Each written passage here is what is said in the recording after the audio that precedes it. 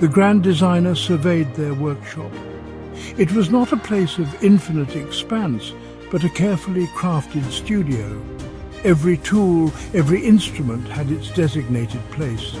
Each element hummed with potential, awaiting the touch of the creator. The grand designer believed in the beauty of limitations, the elegance of finiteness.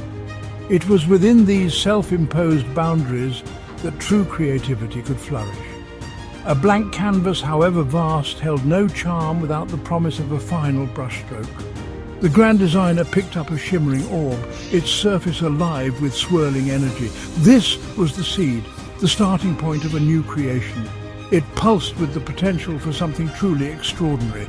Within its confines lay the blueprint for a megaverse, a grand tapestry of interconnected universes, each with its own unique set of laws and wonders. The seed, though small in the designer's hand, contained the essence of infinity, but it was an infinity the grand designer intended to shape and mold.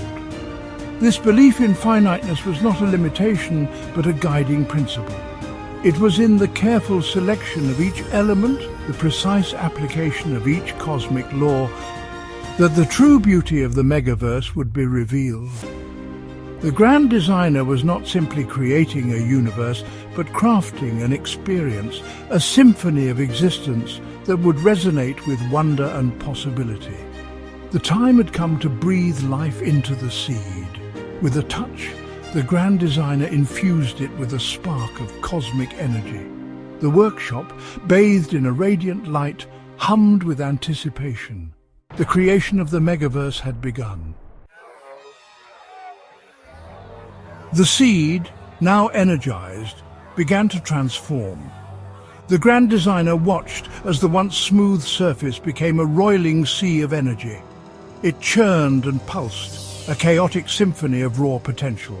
From this maelstrom, the fundamental forces of the universe began to emerge. The first to crystallize was charge. The grand designer coaxed this fundamental property into existence, a binary dance of positive and negative. It was a simple concept, yet profoundly elegant in its implications. With charge came attraction and repulsion, the push and pull that would govern the interactions of particles yet to be born. As charge proliferated, it gave rise to the electromagnetic force, the architect of light and matter. The grand designer observed as this force, born from the interplay of positive and negative charges, began to weave its intricate tapestry throughout the nascent megaverse. It was the first of many forces that would shape this new creation, a testament to the power of simple beginnings. The grand designer understood that the electromagnetic force would be crucial for the formation of galaxies, stars, and eventually life itself. This force, born from the chaos of the early universe, would become the glue that bound atoms, ignited stars, and painted the cosmos in a breathtaking spectrum of light. The workshop, filled with the crackle of nascent energy, was a testament to the grand designer's vision. From the simplicity of charge, a universe of incredible complexity was beginning to unfold. The megaverse, in its infancy, was a chaotic sea of energy. Positively and negatively charged particles, a primordial soup, collided and annihilated in a frenetic dance.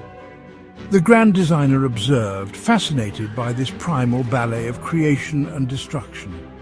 From this energetic soup, the first photons emerged. These particles of light, massless and swift, zipped through the nascent universe at the cosmic speed limit. They carried with them the energy of the early universe, echoes of the Big Bang that birthed this grand experiment. The grand designer watched as the photons interacted with the charged particles, a cosmic game of tag unfolding across the expanding universe. This interaction, the constant exchange of energy, prevented the early universe from settling into a monotonous equilibrium. It was a period of intense activity, a crucible in which the building blocks of matter would soon be forged. These photons, the first messengers of the cosmos, carried with them a story, They whispered of a universe ablaze with energy, a place where matter as we know it was yet to exist. They were harbingers of the complexity to come, silent witnesses to the grand unfolding of the grand designer's plan. The grand designer knew that for the megaverse to truly blossom, for complexity to arise from the primordial chaos, a delicate imbalance was needed. The universe up until this point had existed in a state of perfect symmetry, a mirror image of itself at every point. This balance, while aesthetically pleasing, was ultimately sterile. It lacked the potential for growth and evolution. With a deliberate touch, the grand designer introduced a subtle asymmetry into the universe. This was the first symmetry breaking, a pivotal moment that tipped the scales of creation. The balance between matter and antimatter, until now perfectly maintained, was ever so slightly disrupted. This seemingly insignificant shift had profound consequences. It allowed matter, the building block of stars and planets and life, to exist in a slight excess over antimatter. For every billion particles of antimatter that winked out of existence, 1,000,000,001 particles of matter remained. This tiny surplus, a whisper in the cosmic wind, was all that was needed to set the stage for the formation of the universe we know today. The grand designer, witnessing this cosmic dance of creation and annihilation, knew that this imbalance was essential. It was from this asymmetry, this imperfection, that the richness and complexity of the megaverse would arise. In darkness, balance. The second symmetry breaking and the dark force. The first symmetry breaking had tipped the scales towards matter, but the grand designer knew that a counterbalance was needed. Without it, the nascent megaverse would spiral into chaos, an uncontrolled explosion of energy and creation. A new force, subtle yet pervasive, was needed to maintain order. This led to the second symmetry breaking, a cosmic event shrouded in mystery. From the depths of the universe, the grand designer drew forth the dark force. Invisible, intangible, and yet possessing an undeniable influence, it permeated the burgeoning megaverse, a silent partner to the more readily observed forces. The dark force, unlike the others, did not seek to bind or to create.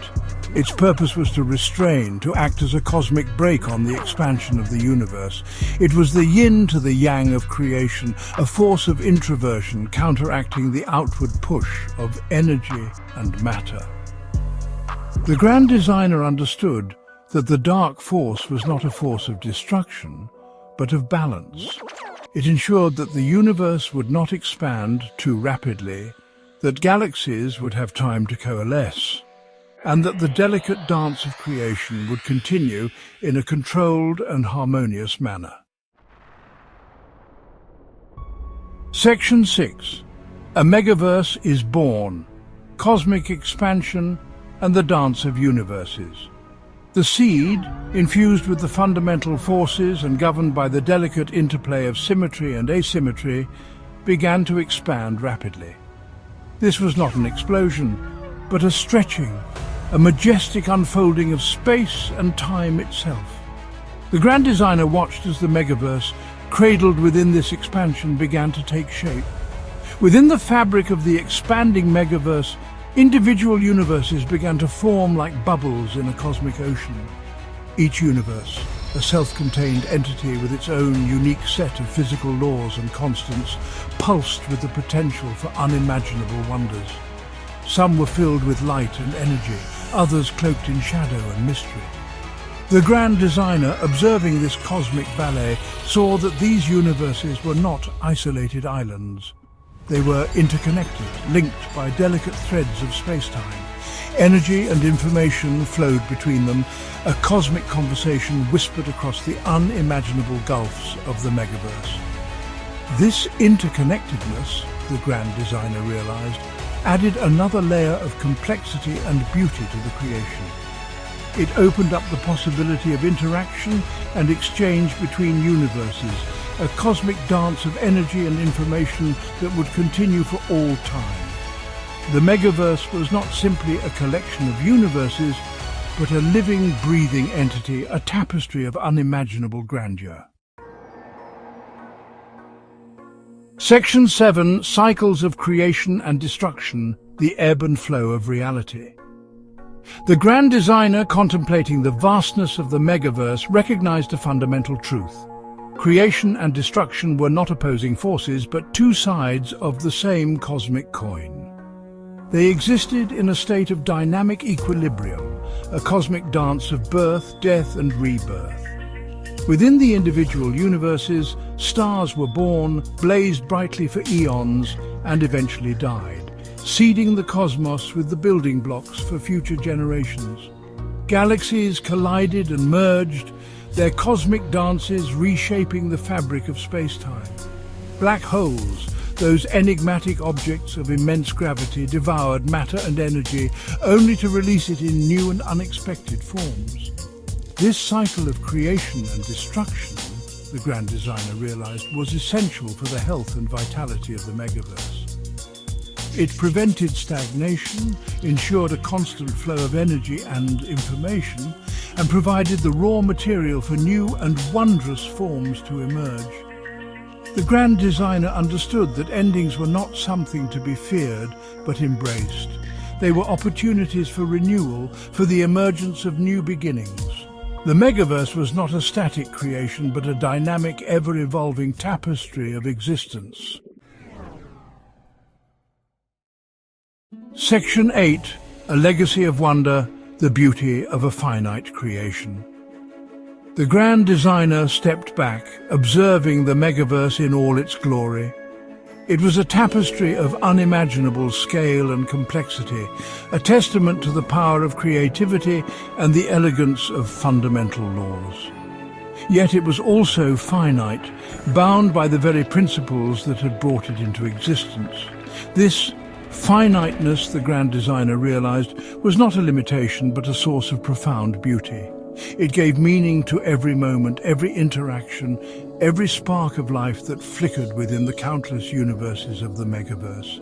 It imbued the creation with a sense of preciousness, a reminder that even in the face of cosmic vastness, every single element held value. The grand designer knew that the legacy of this creation would not be measured in its size or its lifespan, but in the wonder and inspiration it ignited in the hearts of those who came to know it. The megaverse was a playground for exploration and discovery, a symphony of existence that would continue to resonate for all time. The creation was complete. The grand designer, content, turned their attention to the endless possibilities that lay ahead, ready to embark on new journeys of creation and discovery. Section 9.